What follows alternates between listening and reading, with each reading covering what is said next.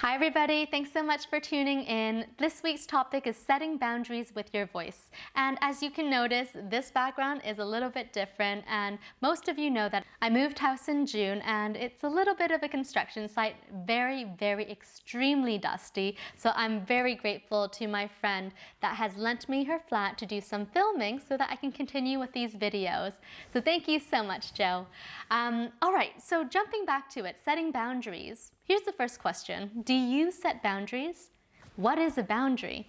The thing about boundaries is that if you don't have any, meaning that you've never thought about what your no-go zone is, meaning that if you've never thought about where your bottom line is, how is anybody else supposed to know what it is?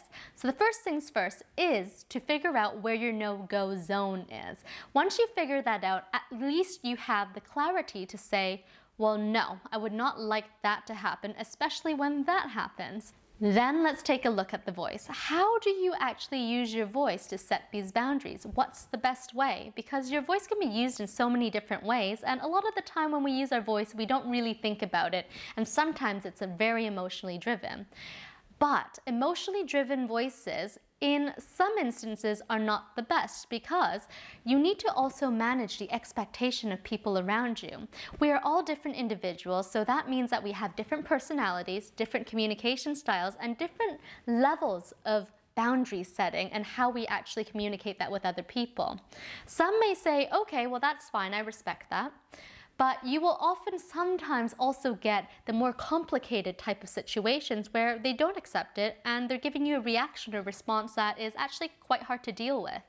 So, what is the best way to say no or to set your boundary that might not mean no, but that I don't want to go that far? When you use a voice that has a clear tone, a nice even sound, and also with firmness, that is the best way to help assert that. And so you hear this word assert. Brings you back to assertiveness. Assertiveness is really just a directness in the voice, but it doesn't mean that you have to be aggressive. However, if you are somebody who has a communication style that is a little bit more towards the passive side, it may feel a little bit aggressive. However, it might not come off as aggression even though it feels like that in the inside.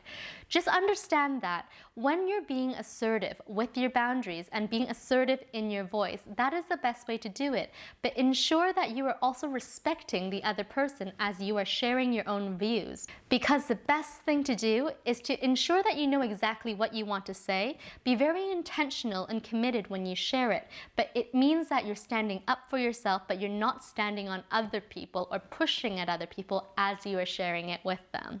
Do you have any experiences of doing this? Because I would love to hear what your stories are and to see how you work through this situation with your voice. I hope you found these tips helpful, and if you really enjoyed this video, please hit that subscribe button there and to hit the notification bell to know when our next video uploads. And don't forget to join our SLVC Facebook online community group so that you can continue learning more from our team and myself, and we look forward to seeing you there. Take care everybody, bye.